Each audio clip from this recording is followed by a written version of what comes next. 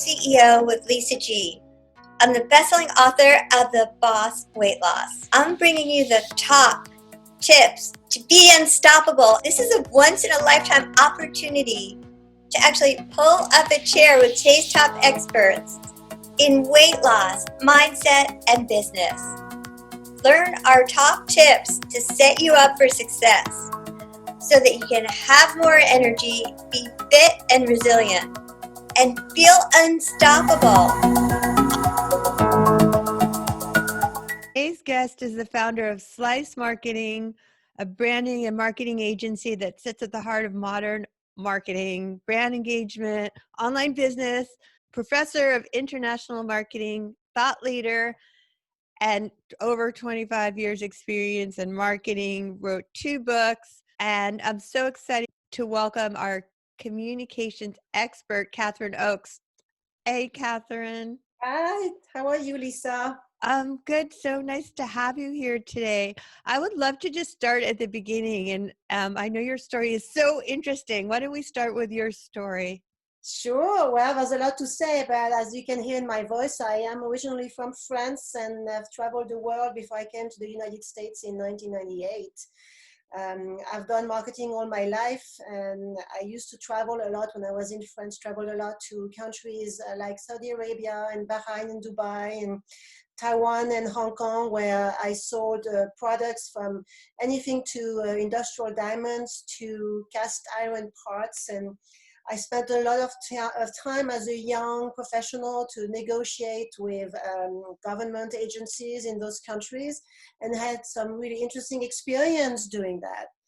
Taught me a lot about resilience and determination. Well, resilience is my favorite topic. And I even bought the domain Resilience AF, but I reserve the right to use it yet. But my goal with this podcast is to help our audience on how they can become unstoppable. And I know just through conversations with you that you have told me that you even have been like the first female to work in some of these Egyptian countries, and that where rape was the standard. So what was that like going there as a woman? Yeah, I decided when I was hired by this company that was manufacturing cast iron parts, they asked me to develop the business because the company in France was going down the drain. The market in Europe was not doing very well. So I picked companies and countries where I knew there was a need and money. So this is why I picked those countries in the Middle East, like Bahrain and Dubai, because there was money, and that was a challenge for me. I mean, I was 28 years old, and in those countries, they typically don't like or did not like then. They have improved now, but they did not like to deal with women. So I had to go to Bahrain, and when I went to Bahrain, I was accompanied by guards all the time because rape was legal then. So I had to be extremely careful as to where I was going, what I was doing. I had to make sure I was dressed appropriately, and I had to negotiate with men that just did not want to speak with women, right? So it took a lot of resilience, it took a lot of determination and self-confidence that I did not have inbound when I was 28. I was doubting myself, but I could not show it. So I ended up doing a lot of business with those people. It took a lot of time to convince them that I could do the job, but I also had to learn to protect myself. It was extremely dangerous, and you had to keep going at what you were doing and never give up. And the main lesson in all of that is that, first of all, nothing is impossible. I challenged myself by going in those countries because I knew they did not want to deal with women. I also knew in marketing, the first thing in marketing principle is that you have to find a way to stand out. Well, guess what? I stood out because I love that. I love that. And I really want to circle back to something you just said, which I think is such a great key point about how to be unstoppable. And that is about confidence. Confidence is not a skill that you're born with, isn't it something you can just sort of fake it until you make it, and you get confident by having accomplished something that no one else ever did. In your case, you were the first woman to do business in a company where rape was the standard and they didn't want to do business with women. Didn't that teach you confidence? Oh, of course you had to. I mean, even if you did not believe in yourself 100%, you could not show any weakness. You had to be extremely strong and professional and self-confident because they would take you down, right? So you learn to put a face. And in life, the one thing I've learned that's really critical is you have to fake it to make it. And it's That's very great. hard sometimes, but it is so true. You have to first fake it, and then your mind starts believing what you are faking, and then eventually it becomes reality, even if it can take years, but it always does. Key is to do it day in, day out, and eventually your body and soul and mind will believe what you are doing, and I then love it. So then you can go to other levels. fake it till you make it, and confidence is not something you're born with. And I know you have so many different experiences. Do you have any other lessons you want to teach our audience based on stuff you've personally been through? Of course, well, another one is, and that's not work related, but when I was 28, I met someone and I got pregnant with that someone, and that someone decided that he did not want to have the baby and tried to commit suicide and left me when I was pregnant, and I had to start over. I had no job at that time. And I had a baby, and I had to find a way to react, right? So he left because I did not want to be with someone who did not want me, and I started living my life, and I decided to travel. My mother lived in Taiwan then. So I moved to Taiwan and met an American man when I was 3 months pregnant. And we fell in love, and we decided that he would be and stay with me, had my baby, and stayed in Hong Kong for a few years and came to the US. Just tells you that in those moments where you think the world is falling on you and that there's potentially no hope, you feel very alone, you always have to believe that things will turn around. You cannot give up because you have weak people around you. You have to stay positive and you have to keep going because things always turn around. If you have the right attitude, things always turn around, but you cannot give up. Right? So I did not give up, and I ended up getting married and moved to the United States where a new life was coming my way. So of course, a lot of things happened after that that were not always positive, but I'm here now, and I have a daughter who's 25 years old, very successful, very happy. And my God, I cannot even not imagine not having her, right?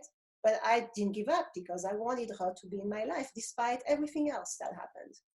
Well, I love the way that you talk about how some people like to call it the audacity of hope, because hope is important. And I know right now times are tough for so many people, and we've all been through so much. And that was all the challenges that I've faced as an entrepreneur, even before COVID-19, Yeah. has been what's inspired me to share my message of hope, and that although we all might be feeling anxious and fear, and that's normal and that's okay, we all have to know that this too shall pass, whatever we're going through, and that they're having hope is the answer. Having hope in the answer. And history repeats itself. In our time, we haven't known major wars. We haven't known major disaster, even though we have known 2008 and the downfall of the economy.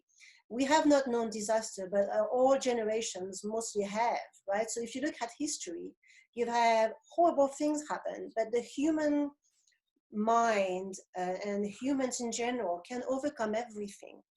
We have strength and power that we hardly know any of them, but we have to dig deep because we have the capacity to handle everything. We really do.